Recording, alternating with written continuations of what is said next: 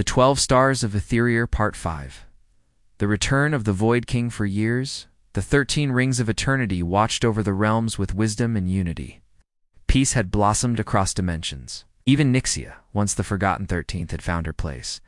But nothing stays sealed forever. Deep within the Crystal of Stars, where the Void King had once been imprisoned, something began to stir. The stars flickered. Nixia froze during a vision, and Selim saw the same moment replay across timelines, a crack in the crystal. A single whisper: I was never gone, only waiting. The broken seal, the Crystal of Stars, had held the Void King for years. But his essence, the very embodiment of absolute nothingness, had begun to infect the multiverse once more. Even worse. He had learned from his defeat. Instead of attacking with force, he returned as a shadow within shadows, a sickness in the minds of mortals, gods, and even stars. He became the whispering void, a presence that could not be seen, only heard, who found her forests withering with no reason, despite her power. The first to fall was Leora, the voice of truth. He now called himself Neolox, the god of unbeing. She began hearing voices that spoke only lies. Next was Flora. He wanted to unmake it. Finally, Nixie, who should have been immune, screamed in the middle of a vision and collapsed. It's not the same, she gasped. He's become the end itself. The Void King reborn, Neolox no longer a mere king of dark energy. He wasn't trying to conquer Aetherior anymore. 13 stars cannot stop me, because I am the silence between them, the pause between heartbeats. Found his own past erasing itself, his sanctuary rotted with paradox.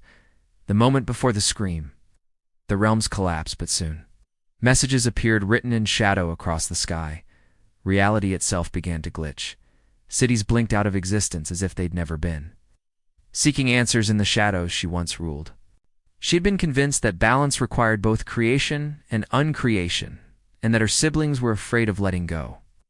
Time loops began devouring entire nations, commanding armies of unborn wraith screechers that had never lived.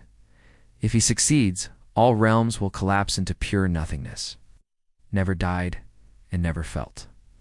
People forgot their own names. Memories became weapons.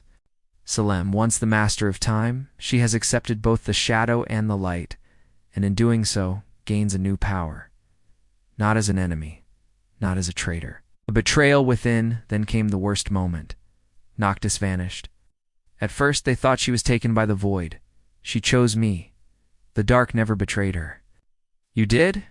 Noctis, lost in grief and frustration, had joined Neolox.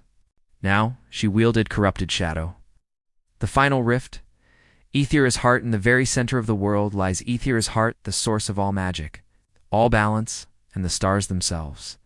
Neolox moves to consume it. 13 gather for one last stand, but they are not whole. They are only 12. No. Until at the last moment, when all seems lost, Noctis returns.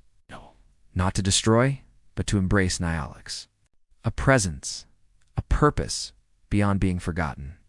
But as twilight, a fusion of night and dawn, the balance of endings, it's the final stand together. The 13 face Neolox in a battle that spans the skies of Aetheria, the frozen wastes of time instead.